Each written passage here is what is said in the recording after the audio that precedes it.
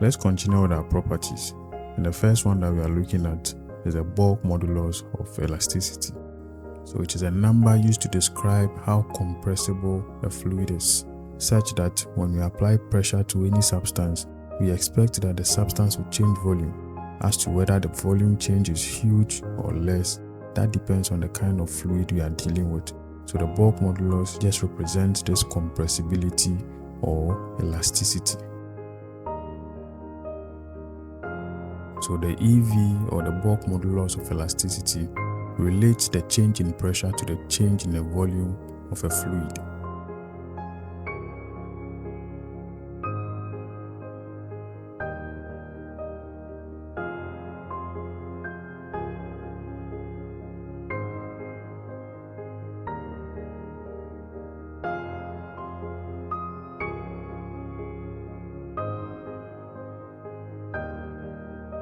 The EV has the formula negative dP over dV divided by V. So that is the change in pressure over the fractional change in the volume. The fractional change in volume being the change in volume over the original volume before the pressure was applied. In this course, we are going to cancel the V, which is the symbol of volume. This is just to differentiate it from the symbol of other properties such as velocity.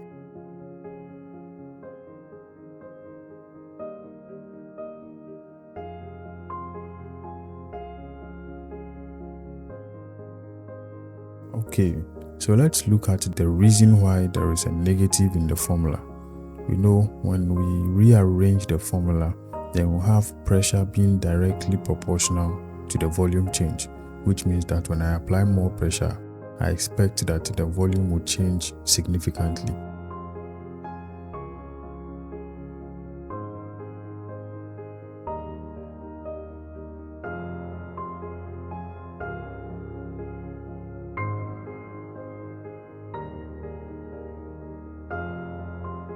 However, higher pressure reduces the volume, which means when pressure goes up, volume goes down. And we must introduce the negative sign so that it will always keep the constant of proportionality, which is the EV, positive. Else we'll have pressure being directly proportional to volume change, such that when pressure goes up, volume change will also go up, or volume change will be a positive value.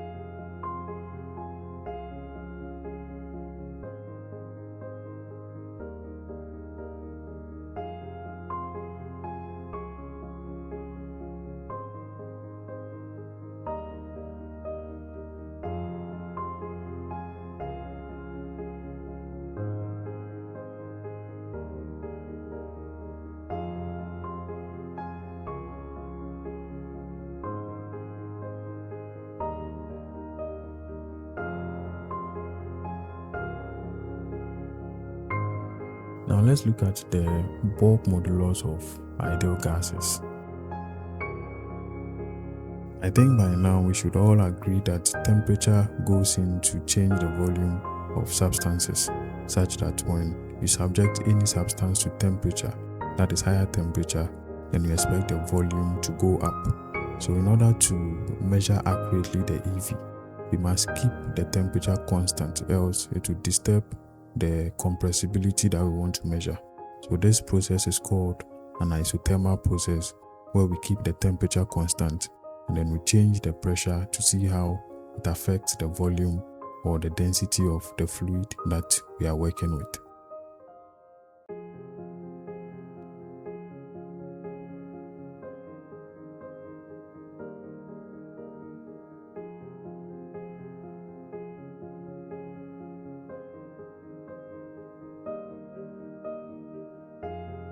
And once you are able to keep the temperature constant, then we can have the R and the T all being constant, so that we can say the P over the rho equals RT, or the change in pressure with change in density is a constant.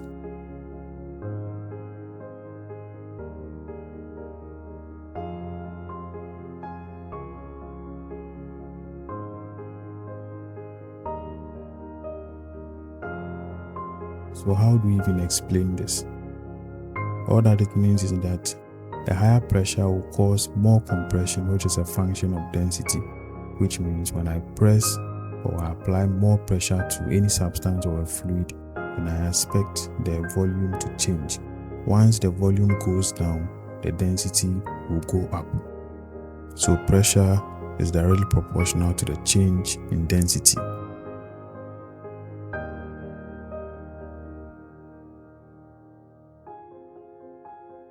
Then we can rewrite the formula as EV equals the P over the rho over the density.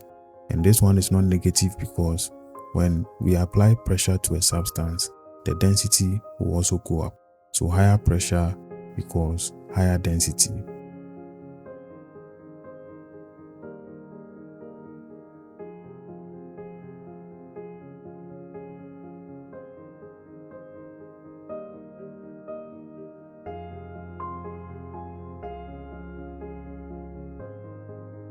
And then by rearranging the EV formula, we'll have EV equals the P over the rho times the density.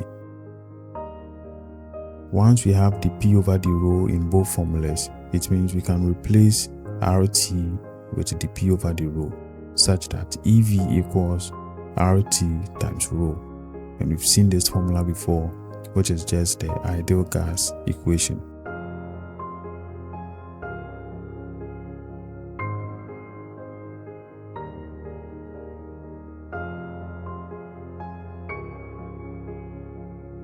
So then finally we can write the bulk modulus of an ideal gas is equal to the pressure that is applied on that gas.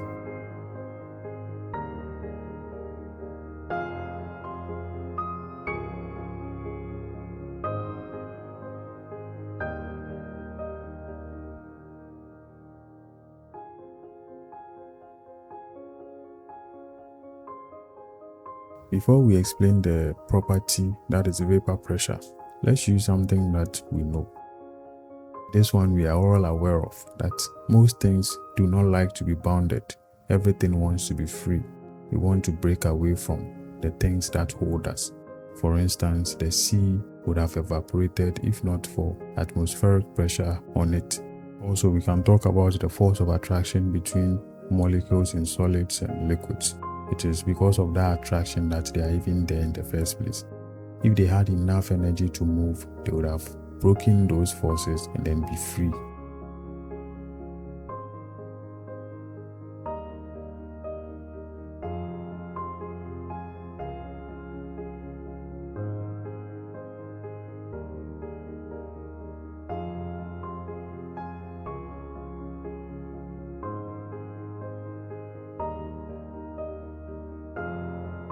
So let's close our liquid here and then see how they will behave.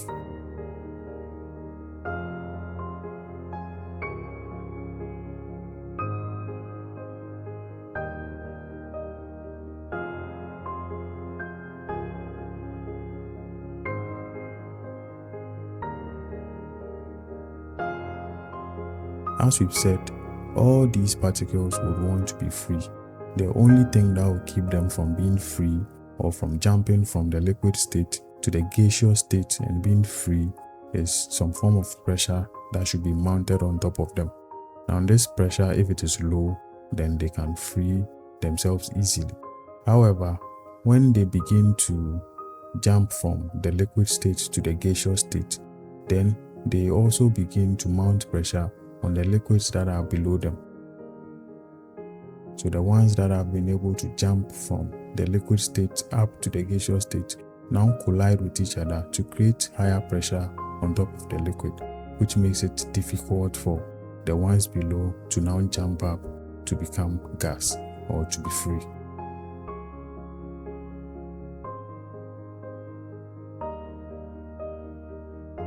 So once we've been able to establish that, we can say that the vapor pressure is the pressure exerted by the vapor in equilibrium with its liquid phase at a given temperature in a closed system. That is, the pressure that the vapor mounts on top of the liquid in order to stop them from escaping.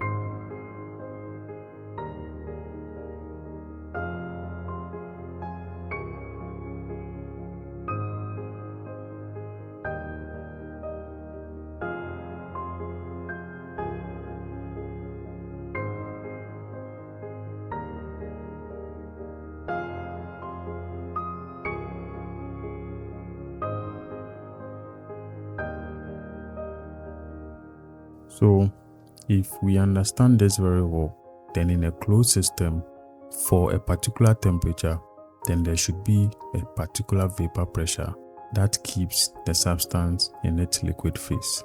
The moment the vapor pressure at a particular temperature goes down, then it means that the liquid can boil or it can evaporate.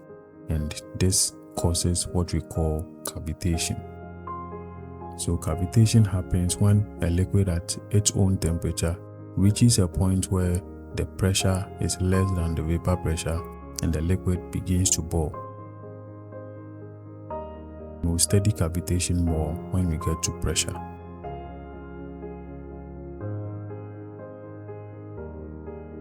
Now let's go on and look at surface tension.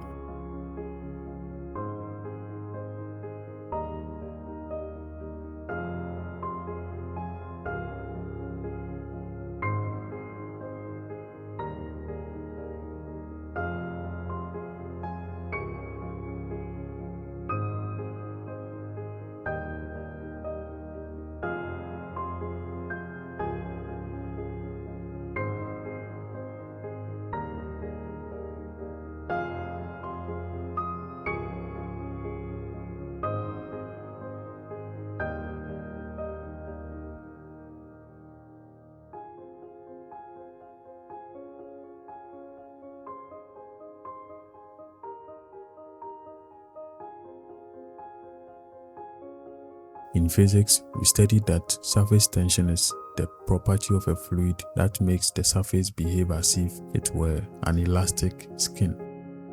Now let's explain how that happens. So within a fluid, the particles themselves are attracted to each other, and it is such that one particle is attracted to a lot of particles around it, and the force of attraction is equal all around, such that the net force or the resultant force on the particle is zero.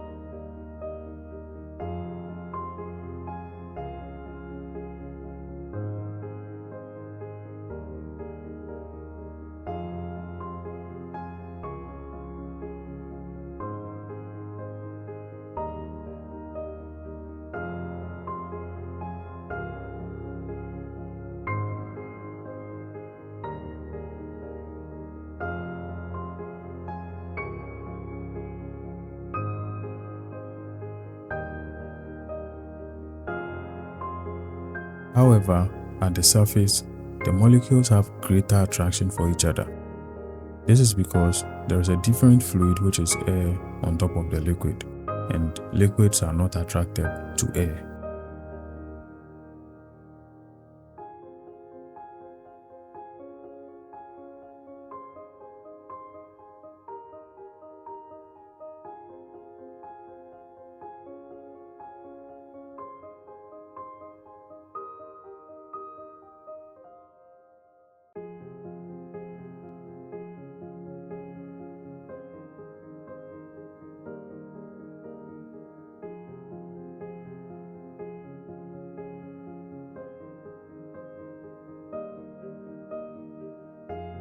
This makes the particles at the top of the liquid hold each other with greater force of attraction compared to the particles within the liquid. In this regard, the resultant force at the surface is a downward push. This is because they are only being attracted by the particles that are below them. And this downward push creates tension or a stretching effect on the surface of the liquid.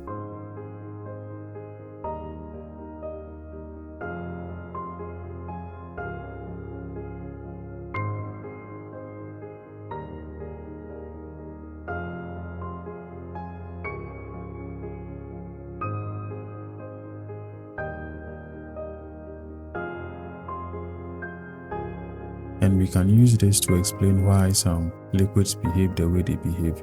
For instance, when you have a liquid that loves its container, that means the adhesive forces between the liquid and the container is higher than the cohesive force between the liquid particles themselves.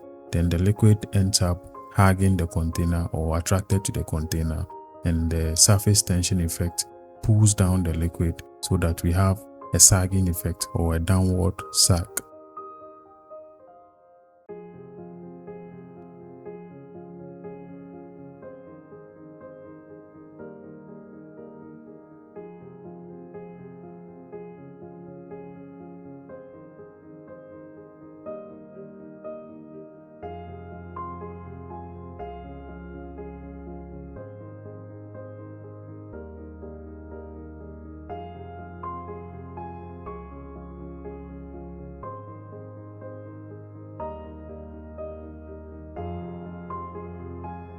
Then for liquids that are not attracted to their containers like mercury, then this downward push forces the liquid to go up because the liquid does not want to be attached to its container, and there's that tension that causes the liquid surface to bulge upwards.